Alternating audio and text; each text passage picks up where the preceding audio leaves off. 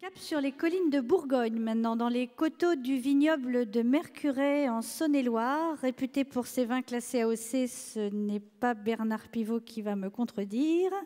Une sainte Véronique, débordante de mansuétude, éponge avec son voile le visage d'un Christ portant sa croix.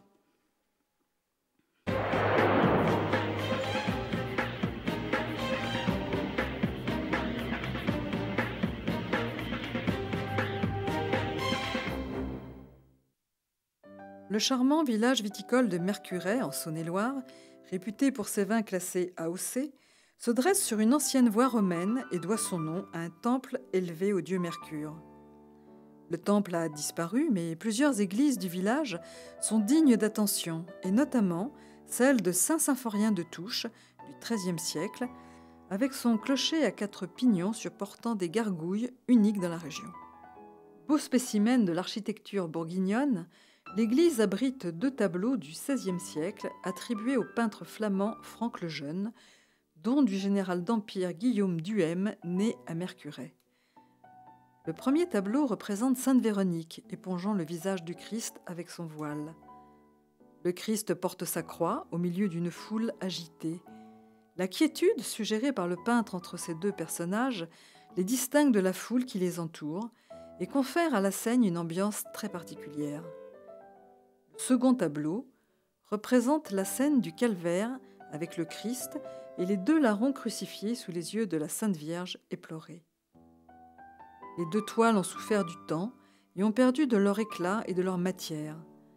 Le prix Un patrimoine pour demain de Pèlerin participera à la restauration du tableau de Sainte Véronique.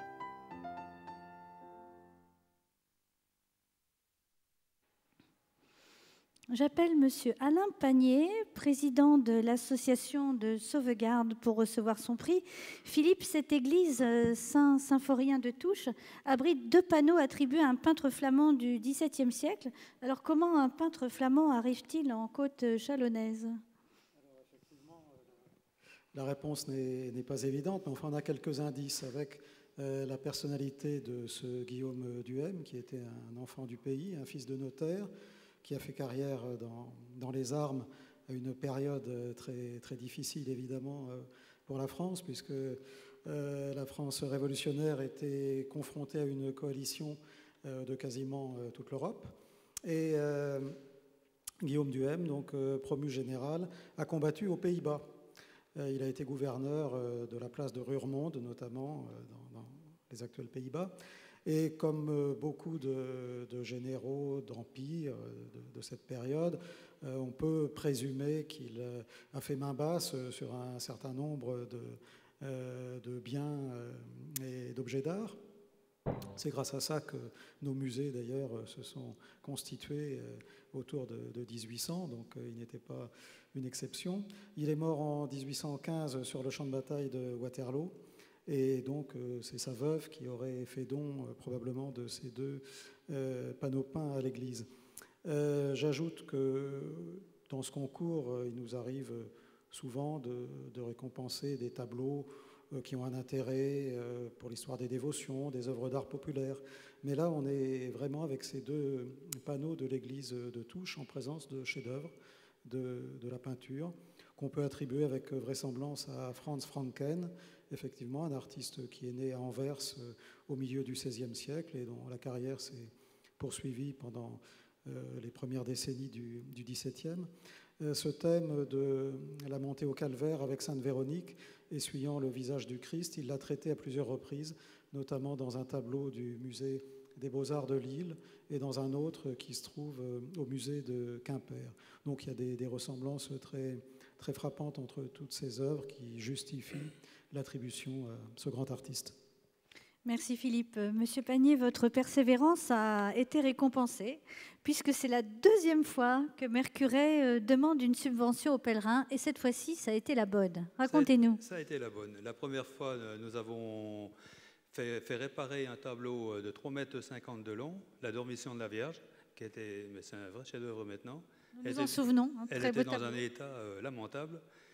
Et là, l'année dernière... Vous n'avez pas eu le prix. On n'avait rien demandé du tout, on s'est débrouillé par nous-mêmes. Et là, on a été conseillé pour faire le concours. Et La première fois, on a fait la demande, on est passé à un cheveu. Là, cette fois-ci, on l'a eu. Mais maintenant, comme on ne pourra pas laisser un tableau bien fait et l'autre... Donc vous allez revenir. Vous êtes en train de me dire que vous allez déposer un dossier l'année prochaine. C'est ça?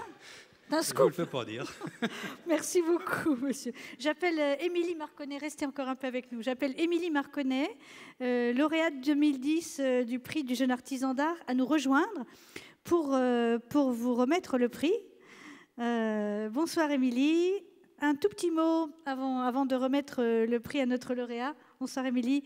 Je voulais juste savoir si, depuis que Pellerin vous a aidé à mettre le pied à l'étrier, si les commandes affluaient, si votre carnet de balles était bien rempli. Oui. Le concours du Pellerin m'a permis de vraiment me faire connaître au niveau régional.